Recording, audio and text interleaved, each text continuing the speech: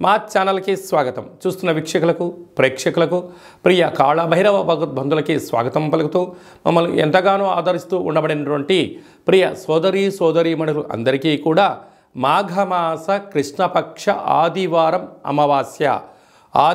అమావాస్య అనగానే అద్భుతమైనటువంటి యంత్ర సాధన, మంత్ర సాధన, తంత్రిక సాధన చేసుకోవడం కోసము ఎంతగానో ఉపయోగపడేటువంటి పర్వకాలము.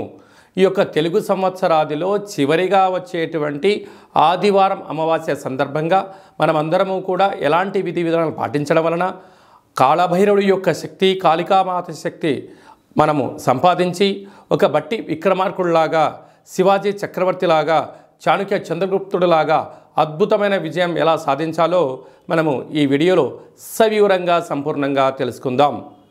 10వ తారీఖు 3వ నెల 2024 మాఘమాసము, కృష్ణపక్షము, ఆదివారము, అమావాస్య, పూర్వాభాద్ర నక్షత్ర సందర్భంగా మనం ఎలాంటి విధిని పాటించాలో సంపూర్ణంగా తెలుసుకుందాం.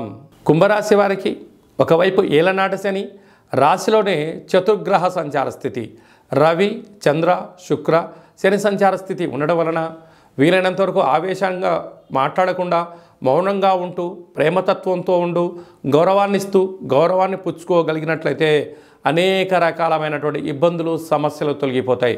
యంత్రాలతో, ఆయుధాలతో, నీటితో, నిప్పుతో, మీరు మాట్లాడుతున్న ఫోన్లతో ఎంతో జాగ్రత్తగా ఉండాలి. డబ్బుల యొక్క లావాదేవీలలో అనేక రకాల సమస్యలు పొంచి ఉన్నాయి. బంధువులు, మిత్రులు, స్నేహితులు మీ ఎదుగుదల కన్నా మీలో ఎక్కడ తప్పులు చేస్తారా వాటిపైన కూర్చుందామా అని చెప్పి పై అధికారులు, సహ ఉద్యోగస్తులు ఎదురు చూస్తున్నారు. ఇలాంటి కాల సమయంలో కాళభైరవ స్వామి యొక్క హోమము, కాళభైరవ స్వామి యొక్క దీపము, కాళభైరవ స్వామి యొక్క సౌభాగ్య ముడుపు మీకు యోగాన్ని, అదృష్టాన్ని, ఐశ్వర్యం మీ సొంతం చేయిస్తుందని చెప్పి గమనించాలి. తరచుగా గొడవ పడడం, పోలీస్ స్టేషన్లకు వెళ్ళడం, 490 కేసులు పెట్టుకోవడం, అలాగే విడిపోవడం జరుగుతూ ఉంటుంది.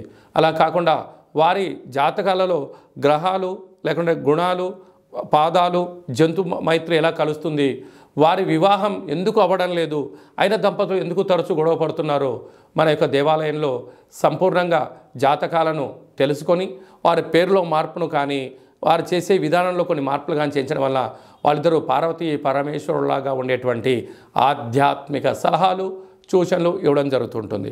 అలాగనే మీరు ఏదైనా ఒక వ్యాపారం ప్రారంభించాలనుకుంటున్నట్లయితే మీ యొక్క పేరును బట్టి, మీ రాశిని బట్టి, మీరు గ్రహస్థితులను బట్టి ఎలాంటి వ్యాపారాలు ప్రారంభిస్తే ఎలాంటి విజయాలు సాధిస్తారో మీరు తెలుసుకోవాలనుకుంటున్నట్లయితే ఈ కిందను సంప్రదించినట్లు మీకు సర్వము తెలియజేయడం జరుగుతుంది. అలాగనే కాళభైరవ మంత్ర సాధన చేయాలి అనుకుంటున్న వారందరికీ మన యొక్క దేవాలయంలో మంత్ర సాధన, మంత్ర ఉపదేశ కార్యక్రమం ఏర్పాటు చేయడం జరుగుతుంది. ఆసక్తి గలవారు ఈ కింద నెంబర్ సంప్రదించవచ్చు. ఈ ఆదివారం అమావాస్య సందర్భంగా అమ్మవారి యొక్క ఆశీస్సులు ఉండాలని కోరుకుంటూ ఆశీర్వచనం.